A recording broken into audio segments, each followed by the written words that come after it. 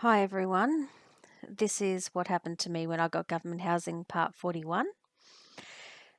I'd been looking for a lawyer so I could reinstate my VOCAT application, and I'd rung several lawyers, and you know what happened with one of them.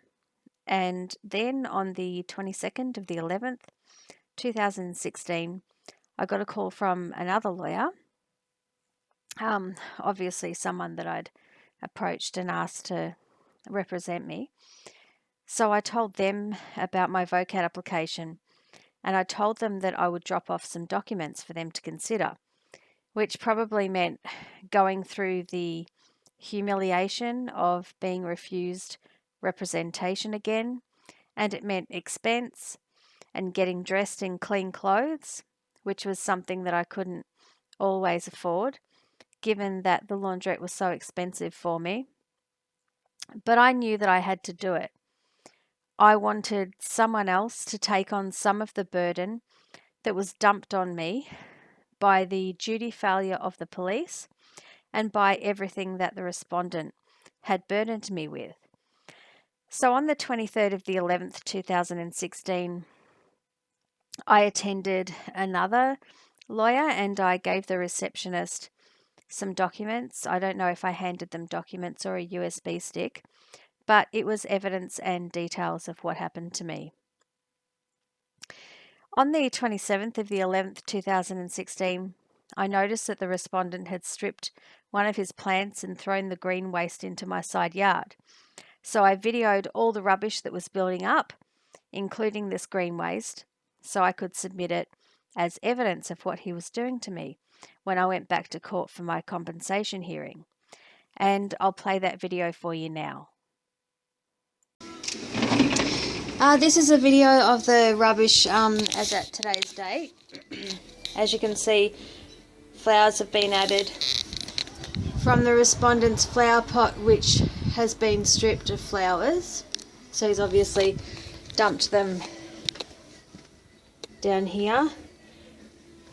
It's quite a lot of rubbish, including cigarette butts, cigarette lighters, gardening containers, and the pot, the towel, and the wood and the stones that were recorded previously.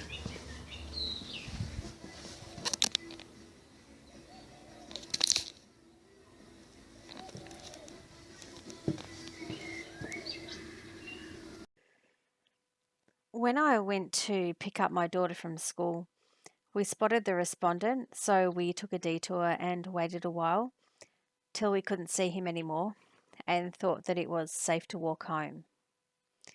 On the 9th of the 12th, 2016, I had to go into work to my volunteer job, but I was so embarrassed by the way that I was, because I'd been woken up at 4 a.m. by the respondent banging on my ceiling and I couldn't get back to sleep. I hated the way I had to live, and I hated the feelings that I was having at that point in time.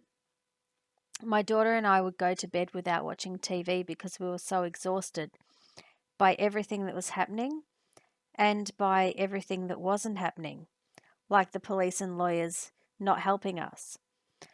But rest was important, and I clung to the idea that if I stuck it out, everything would be okay.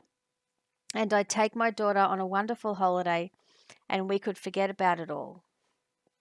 That afternoon, I got this really creepy letter. If you remember from a few videos back, I told you that one of my friends had been found dead in his unit, which was Unit 3. And on this day, on the 9th of the 12th, 2016, I took a letter out of my letterbox, and it was from VCAT, the Victorian Civil and Administrative Tribunal, and it was addressed to my address, but the name on the envelope was the name of the person who had died. I have a copy of that envelope, but I can't post the address online for privacy reasons, but I still have it if anyone wants me to verify it. Not the envelope, but the copy, obviously. I felt sick when I saw it, And that person had died a long time ago, and I had never received any mail for him while he was alive.